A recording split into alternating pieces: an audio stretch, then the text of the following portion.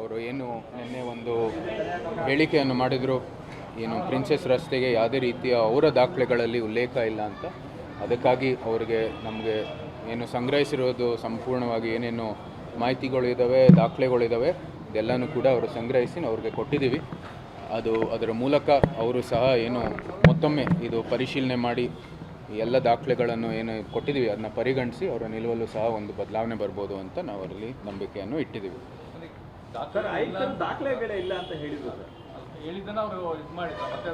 ಬಹುಶಃ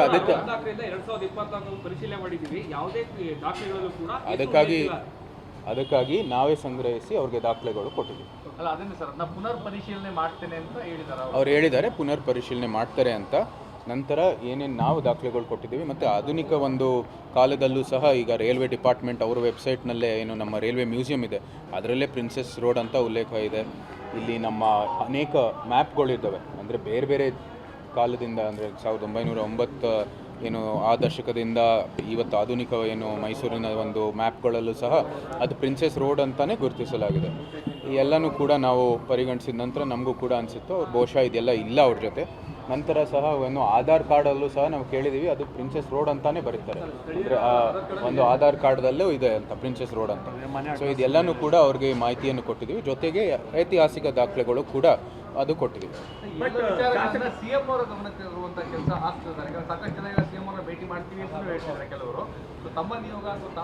ಈಗ ನಮ್ಮ ಯಾರು ಅಧಿಕಾರಿಗಳು ಇದ್ರ ಬಗ್ಗೆ ಏನು ನಿಲುವು ಕೊಟ್ಟಿದ್ದಾರೆ ಆ ದೃಷ್ಟಿಯಲ್ಲಿ ಇವ್ರಿಗೆ ಮತ್ತೊಮ್ಮೆ ದಾಖಲೆಗಳು ಕೊಟ್ಟಿದ್ದಾರೆ. ಯಾಕಂದರೆ ಇವರು ಇಲ್ಲಿ ಮೈಸೂರಿನ ಸ್ಥಳೀಯ ಅಧಿಕಾರಿ ಮತ್ತು ಈ ವಿಚಾರದಲ್ಲಿ ನಾಮಕರಣ ಮಾಡೋದು ಅಧಿಕಾರಿಯಿಂದನೇ ಆಗಬೇಕಾಗಿರೋದು, ಅವರೇ ಸೂಚನೆ ಕೊಡಬೇಕಾಗಿರೋದು. ಈ ನಿಟ್ಟಿನಲ್ಲಿ ಅವ್ರನ್ನ ಅಪ್ರೋಚ್ ಮಾಡಿ ಸಂಬಂಧಪಟ್ಟಿರೋ ದಾಖಲೆಗಳು ಕೊಟ್ಟಿದ್ದೀವಿ. ಶಾಸಕರಂತ ಹರೀಶ್ ಗೌಡ್ರು ಹೇಳ್ತಾರೆ ಸರ್, ಸಿದ್ದರಾಮಯ್ಯ ಅವರು ಬೇಡ ಅಂತ ಹೇಳಿದ್ರು ಕೂಡ 100% ಆ ರಸ್ತೆಗೆ ನಾವು ಸಿದ್ದರಾಮಯ್ಯ ಆರೋಗ್ಯ ಮಾರ್ಗ ಅಂತ ಹೆಸರಿಟ್ಟಿದ್ದೀವಿ ಅಂತ ನಾವಾಗಲೇ ಹೇಳಿದ್ದೀವಿ ನಮ್ಮ ನಿಲುವು ಹೇಗಿದೆ. ಇದೆಲ್ಲನೂ ಕೂಡ ಉಲ್ಲೇಖ ಮಾಡಿದ ನಂತರವೂ ಕೂಡ ಅವರು ಈ ರೀತಿಯ ಒಂದು ಹೋರಾಟ ಮಾಡ್ತಾರೆ ಅಂದರೆ ನಾವು ಸಹ ಕಾನೂನಾತ್ಮಕವಾದ ಹೋರಾಟವನ್ನು ಮಾಡ್ತೀವಿ. ಇದಾಗಲೇ ನಮ್ಮ ಏನು ವಾಣಿವಿಲಾಸ್ ರಸ್ತೆ ಇದೆ ಅದನ್ನು ಕೂಡ ನಾಮಕರಣ ಮಾಡಲಿಕ್ಕೆ ಮುಂದುವರಿತಾ ಹೋಗಿದ್ರು. ಆ ಸಮಯದಲ್ಲೂ ಕೂಡ ನ್ಯಾಯಾಲಯದಿಂದ ಭಾಳ ಒಳ್ಳೆಯ ಒಂದು ತೀರ್ಮಾನ ಬಂದಿತ್ತು. ಏನು ಐತಿಹಾಸಿಕ ಹೆಸರುಗಳಿದ್ದಾರೆ ಅದರಲ್ಲಿ ಯಾವುದೇ ರೀತಿಯ ಬದಲಾವಣೆಗಳು ಇರೋಕ್ಕಿಲ್ಲ ಅಂತ. ಯಾವತ್ತು ನಮ್ಮ ಅಧಿಕಾರದಲ್ಲಿ ಎಲ್ಲ ಸಂಪೂರ್ಣವಾಗಿ ಒಂದು ರೀತಿಯ ಗೌರವ ಇದೆ. ಇದೆಲ್ಲನೂ ಕೂಡ ಕೊಟ್ಟಿರೋ ಮಾಹಿತಿನ ಅವರು ಪರಿಶೀಲನೆ ಮಾಡ್ತಾರೆ ಅಂತ ನಮಗೆ ಸಂಪೂರ್ಣವಾದ ನಂಬಿಕೆ.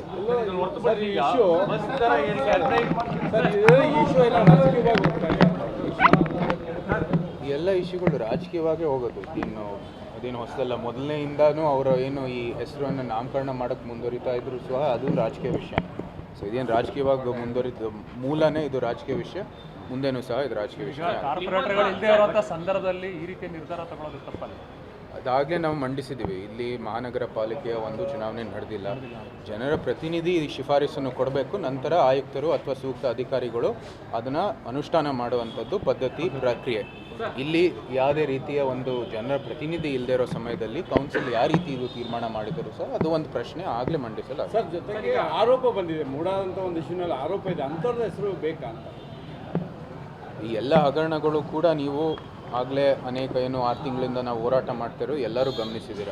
ವಾಲ್ಮೀಕಿ ಹಗರಣ ಇರ್ಬೋದು, ಮೂಢ ಹಗರಣಗಳು, ಭಾಳ ಗಂಭೀರವಾದ ಒಂದು ಹಗರಣಗಳು ಆಚೆ ಬಂದಿರೋ ಸಮಯದಲ್ಲಿ ಇಂಥ ಒಂದು ನಾಮಕರಣ ಮಾಡೋ ಸೂಕ್ತನೋ ಇಲ್ವೋ ಆ ಕಾಂಗ್ರೆಸ್ನವರೇ ತೀರ್ಮಾನ ಮಾಡಬೇಕಾಗಿದೆ, ಅಧಿಕಾರಿಗಳು ಸಹ ತೀರ್ಮಾನ ಮಾಡಬೇಕಾಗಿದೆ, ತನಿಖೆಗಳು ಆಗ್ತಾಯಿದೆ. ಇಂಥ ಒಂದು ಸಂದರ್ಭದಲ್ಲಿ ಅದಕ್ಕಾಗಿ ಒಂದು ಹೆಸರು ಸ್ವಯಂ ಮುಖ್ಯಮಂತ್ರಿ ಅವರೇ ಇದರಲ್ಲಿ ಪಾತ್ರ ಇರೋ ಕಾರಣಕ್ಕಾಗಿ ಇದನ್ನು ಕೂಡ ಒಂದು ಪರಿಗಣಿಸಬೇಕಾಗಿರುವಂಥದ್ದು ಒಂದು ವಿಚಾರ.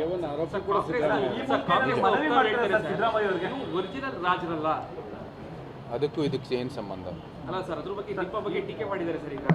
ವೈಯಕ್ತಿಕವಾದ ಟೀಕೆ ಹಾಗೂ ಅವಮಾನಗಳಿಗೆ ನಾನೇನು ಪ್ರತಿಕ್ರಿಯೆ ಕೊಡುವಂಥದ್ದು ಅವಶ್ಯಕತೆ ಇಲ್ಲ.